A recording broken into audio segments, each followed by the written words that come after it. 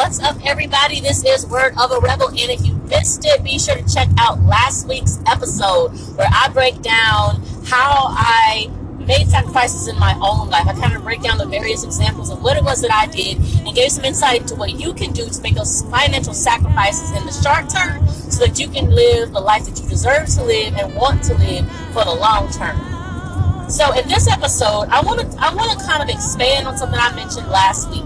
In last week's episode, I briefly mentioned the idea that people who are opening up businesses should not be renting space if they can avoid it.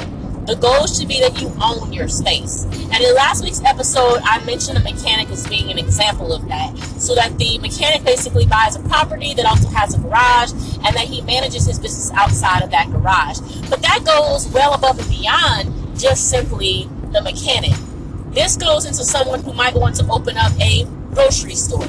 Grocery stores are a fixture. They are a money maker. You will always make money whenever you provide one of the necessities for any community. So imagine if you could open up a grocery store. What if you opened up a barber shop? What if you opened up a space for a health clinic? Maybe one of y'all listening already has a medical degree and already could be doing this, So what I'm trying to impress upon you is owning your space, because even if your business is not ready to fully function of its own, you can be making money by renting out a commercial space to other people while you get your business off the ground. You see what I'm saying? Also, if you have a small business and you've got friends of yours who also have other businesses, consider cooperative economics. This is a huge, huge benefit in this day and age, everybody. Cooperative economics really goes a long way. So if one of you owns the space, but maybe like 2, 3, or 4 of you who are using the space are paying toward the overhead, the mortgage, the utility costs, the taxes, whatever else for the space, then, between all of you, you're barely paying anything compared to if only one of you owned it. Or, God forbid, can you imagine if all 4 of y'all were paying rent on a commercial space to someone else? Because one of the major things that I've seen with small businesses closing has been their inability to pay the rent. You hear me? The inability to pay the rent to someone else. That is a massive portion of the overhead cost of any business that requires a brick and mortar location. So I'm going to impress upon you guys cooperative economics, buy commercial property, and if you need some advice on how to make that happen, please do hit me up at Word of a Rebel on Facebook, Instagram, Twitter, and YouTube. Hit me up and I'll give you some feedback on how to properly research and locate the right kind of commercial property for your business. You want to make sure there's a couple of things that you need to know before buying one. So I'm going to keep this episode this week short and sweet, because that's what I really want to focus on, is the business owners, okay? Are people who are interested in possibly opening up their own business. Stop putting in rent as a portion of your overhead, because you already set yourself back. Also, besides buying your own property, consider, having booth space, which is a lot cheaper, or also having like a portable business, one where basically your business travels in your vehicle and you simply ask permission from other spaces to bring your products and services to that location.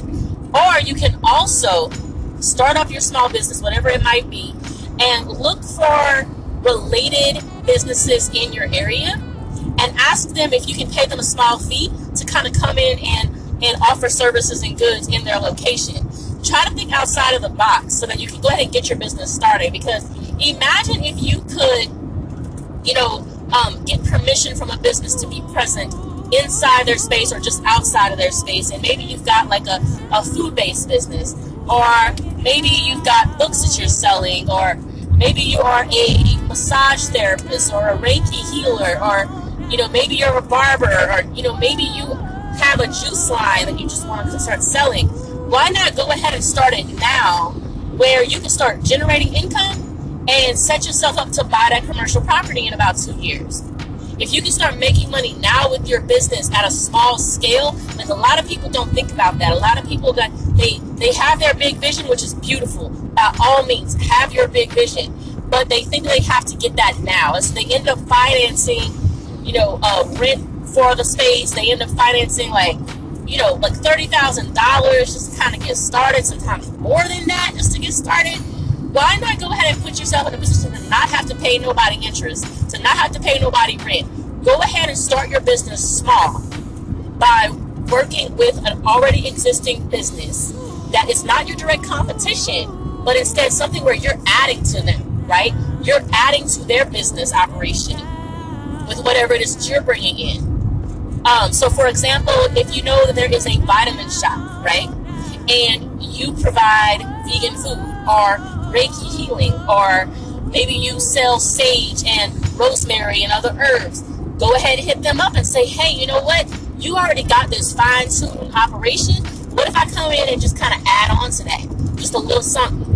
You see how that works? And then what you can do is, when every bit of money that comes in from that operation, you can put that into your savings account. And in about 1 to 2 years, you're going to have enough money set aside to put a down payment on a commercial property of your own.